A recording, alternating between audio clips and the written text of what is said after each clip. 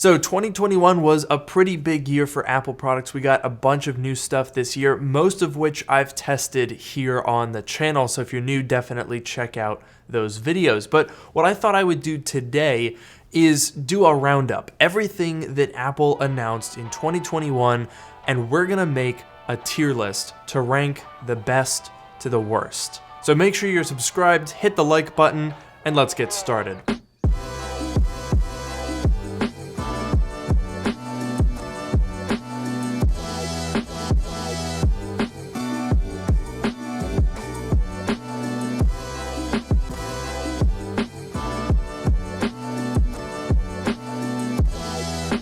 Alright, so before we jump into this tier list, we gotta break it down and discuss what is actually gonna be ranked here, because I didn't want to include absolutely everything, including like the new colors of the HomePod Mini that had already existed, things like the MagSafe battery pack. Minor accessories I didn't include on this list. So what I have is the big stuff. So let's run through all of the major Apple products that came out this year, starting with the April event where we saw the launch of the AirTag, Apple TV 4K update, 24-inch iMac, as well as the 11 and 12.9-inch iPad Pros. I'm going to break those down as distinct products. Then moving on to September, we saw the launch of the base model 10.2-inch iPad, the iPad Mini, the iPhone 13 and the iPhone 13 Pro, as well as the Apple Watch Series 7. Now a quick note on the iPhone here, I'm going to be grouping the 13 and 13 Mini together, as well as the 13 Pro and the 13 Pro Max, because the feature sets on those devices are the same. The only difference is the size. I feel like having 4 different iPhones would be a bit excessive. And then finally for October, we have AirPods 3rd generation and the MacBook Pro 14-inch, as well as the MacBook Pro 16-inch. Those I am going to be counting as 2 distinct products because I think they are different enough to warrant their own listing. So without any further ado, here's the tier list that I whipped together here. We've got 5 rows, so products that I don't particularly like are going to go down at the bottom, and then we're going to have varying degrees of mediocrity, and then good products, and of course, the fantastic ones. So let's go ahead and get into this, and I guess we'll try to go chronologically through the year. So we'll start back at the April event with the AirTag. Now, the AirTag is mixed, in my opinion, because on the one hand, I do find it useful. I have been putting one in luggage when I've gone on planes, and that is really great because I can make sure that it's making the connection. I can tell when it's getting to baggage claim, stuff like that, super useful. Putting it on your pets, super useful. However, there have been a number of negative stories about it being used to track people, being used by burglars who will like put it in expensive cars at the valet, find out where that person lives, go home and rob them. So I think for that reason, I'm gonna put the AirTag in C tier, which is sort of neutral. It's not bad, but I don't think it's a great product. And you know what else I'm gonna put there is the Apple TV 4K, because I mean, it's boring, okay? It's got an upgrade to the internals, right? We went from the A10X to the A12, not a super big upgrade, and if anything, the graphics got a little bit worse. We also got the new remote, which is good, but overall, I think the Apple TV isn't a very exciting product category because it's largely unnecessary for most people, because almost every TV you're gonna buy these days has smart functionality built into it. So next up in the April event, we gotta talk iPad Pros, and this is another one where I'm pretty conflicted because, well, the M1 iPad Pros, in my opinion, are a bit pointless. I personally don't think there's any reason to buy an M1 iPad Pro over a refurbished previous generation iPad Pro, even like the 2018s. You can get a 11-inch 2018 iPad Pro for $500, which is an incredible deal. So for that reason, I think the 11-inch should go in our mid-tier, like, meh.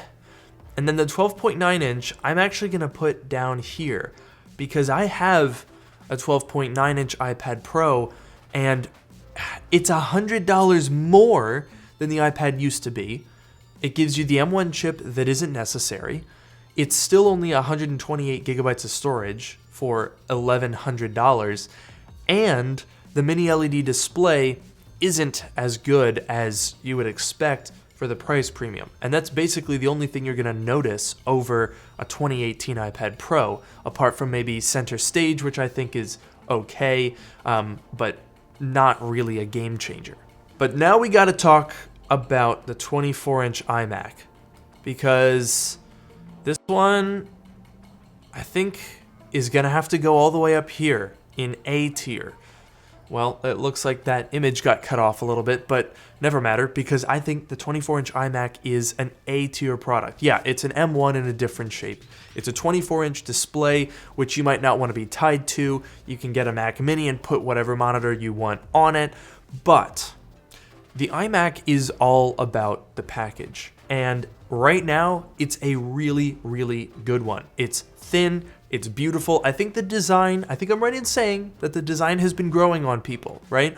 Back in April when this came out, people were very split on it. But I think now a lot of the people that were anti-iMac design have settled a little bit. I think it's growing on us. I think it's a really good package with great speakers, camera, and microphone. And you can actually get them refurbished, the base model, for $1099, the same price as an iPad Pro 12.9 inch. You can get a full iMac with the mouse and the keyboard and like a full desktop setup. That's a really good value, and that's why it's an A-tier product. All right, so now we're gonna jump over that big, huge Apple product drought that we had in the middle of the year this year and go to the September event. Now, first up, we have the Apple Watch Series 7. This one, I don't know, this might surprise you, but I think I'm gonna put this up here in the B tier.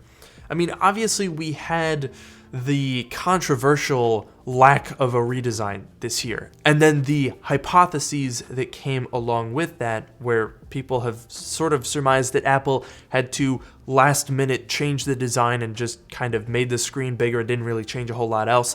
In fact, internally, the Apple Watch Series 7 is still running the same internals as the Series 6. They literally didn't change anything. But the larger display, I have to say, I've seen it in person. I didn't buy one. Looks pretty nice. And so if you are buying an Apple Watch right now, it's not a terrible idea, I guess. I don't know. I think that this is a product that has improved from previous generations. So for that reason, I think it goes in a B tier. Next, we have the iPad Mini. And this one, I'm really torn on. I feel like it's kind of a mid-tier product in some ways, where there's not a ton of stuff going for it. In other ways, I think it's actually a B-tier product, because I think it's interesting, it's unique, it's not a product category that you're gonna find out there. It's very niche, but for some people it might be great. And on the other hand, I feel like it might be a D tier, because I mean, there's the issues with the jelly scrolling, the display quality really isn't that crazy good. And at $500 with 64 gigabytes, I think it is fairly expensive. I think there are as many good things about the iPad Mini as bad things, but because it's not giving like some whole new take on what the iPad could be, I don't think it can be any higher up than that. But the other iPad that we got this year, the 10.2-inch iPad, that I think has to be either a B or an A tier. Let's put it in B for now, because, I mean, this product looks really old. It doesn't even have a laminated display, so there's like an air gap in the display, and it looks pretty ugly. But on the inside, it packs a punch for $329. I mean, it's running an A13 chip, which is more than powerful enough to run iPadOS. We've got a True Tone display. It has center stage, the same feature that you would find on an $1,100 iPad Pro. Plus now it comes with 64 gigabytes for the same price as the previous model that had 32.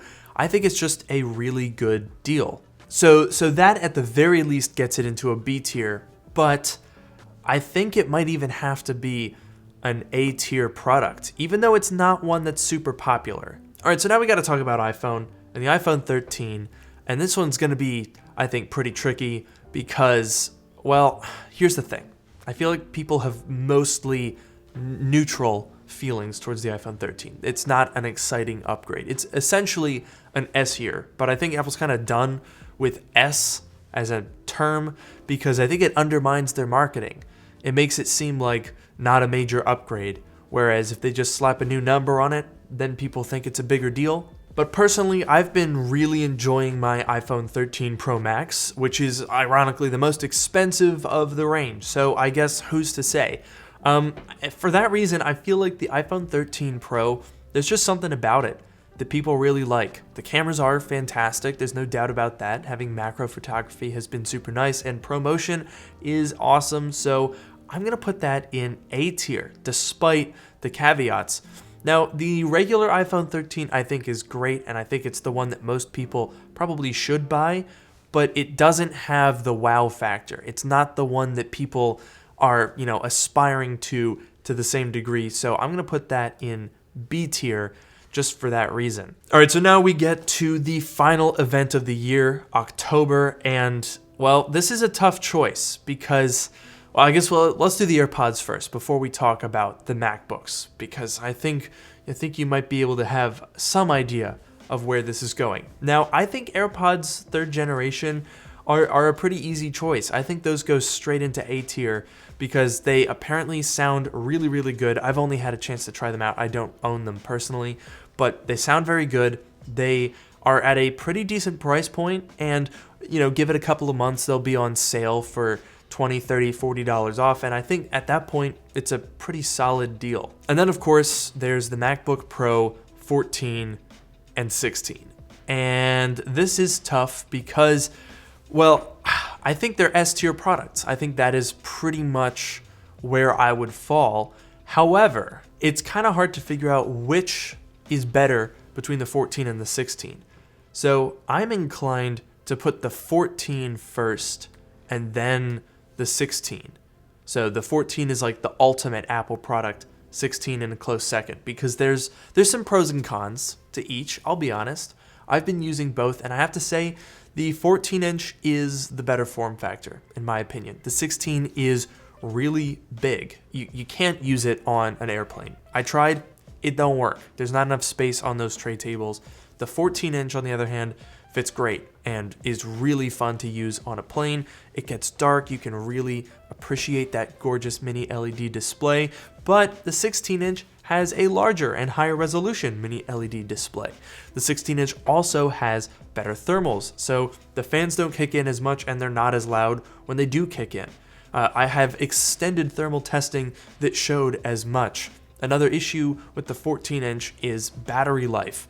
You definitely notice a difference in battery life, even compared to the M1 MacBook Pro. It's definitely not as good. So it's really tough. It's hard to figure out which is which. The 14-inch, spec for spec is $200 cheaper than the 16-inch. You don't get as good battery life, you don't get as good thermals, but for that $200 savings, if you go for the M1 Pro, I think the 14-inch wins. I think the 14-inch MacBook Pro is my choice for the best Apple product that came out this year, with the 16-inch as a close second, depending on your preferences. So, this is what my tier list looks like. I'm really curious to know what you guys think. So, if you have any changes that you would make to this tier list, let me know in the comments below. I'm really curious. But that's going to do it for this video. Let me know if you think I'm wrong. Let me know if you agree with me or if your tier list would be exactly the same. As usual, make sure to like, comment, and subscribe, and I'll see you guys next year in 2022.